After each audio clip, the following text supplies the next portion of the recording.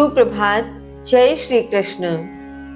कल हमने जाना कि कर्म वेद से उत्पन्न हुए, वेद अक्षर से नियत हुए, अतः सर्वव्यापी वेद यज्ञ में प्रतिष्ठित हैं। तात्पर्य कि यज्ञ के माध्यम से जिन श्लोक इत्यादि मंत्रों का उच्चारण किया जाता है, सभी वेद उसमें समाहित हो जाते हैं। इसी के साथ श्री कृष्ण ने बताया कि जो भी पुरुष वेदों के माध्यम से समाहित इन यज्ञ चक्र को ग्रहण नहीं करता, वह निश्चय ही इंद्रियों में आसक्त होकर रहता है और उसे जीवित रहने का कोई अधिकार नहीं, उसका जीवित रहना व्यर्थ है।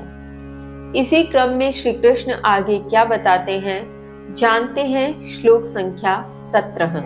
यह तु आत्मरतिरेव सादात्तृप्तश्च मानवः आत्मन्येव च सन्तुष्टः तस्य कार्यं न वेद्यते, तस्य कार्यं न वेद्यते। श्री कृष्ण कहते हैं, लेकिन जो मनुष्य आत्म में आनंद लेते हुए आत्म में तृप्त रहता है और आत्म में ही संतुष्ट रहता है, निश्चय ही उसका कोई कर्तव्य नहीं रहता।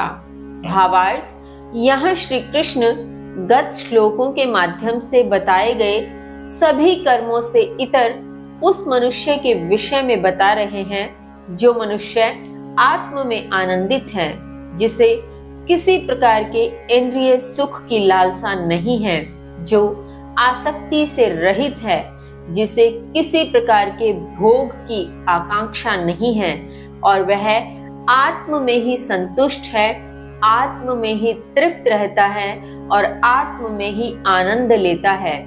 ऐसे मनुष्य को किसी भी अन्य कर्तव्य को करने की आवश्यकता नहीं है।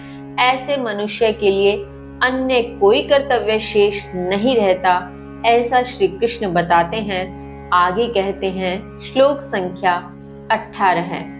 नैव तस्य कृतेनार्थो न कृतेनेह कश्चन न चास्य सर्वभूतेषु कश्चिदर्थ व्यपाश्रयः, कश्चिदर्थ व्यपाश्रयः।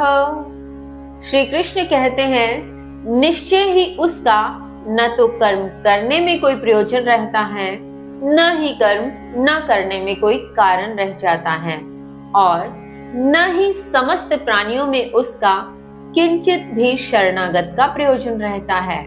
भावार्थ, यहाँ श्री कृष्ण उस व्यक्ति की बात कर रहे हैं, उस मनुष्य की बात कर रहे हैं जो आत्म में संतुष्ट है, आत्म में केंद्रित है, आत्म में आनंदित है, आत्म में तृप्त है। ऐसे व्यक्ति का न तो कर्म करने से कोई प्रयोजन होता है, वह किसी भी प्रकार से कर्म को करते हुए उसमें आसक्त नहीं होता, उसका कोई भी प्रयोजन, कोई भी उद्देश्य नहीं रहता कर्म के प्रति, और न ही कर्म न करने के पीछे उसके पास कोई कारण होता है कि यदि यह समझ ले कि वह व्यक्ति यह विचार करे कि जब कर्म करने का कोई तात्पर्य ही नहीं है, आत्म में आनंदित रहना ही है, तो कर्म न करें तो अच्छा, लेकिन उसके पास कर्म न करने का कोई कारण नहीं है, उसके लिए यह महज आसक्ति रहित ऐसे कार्य होंगे जिनको बस करते चले जाना है।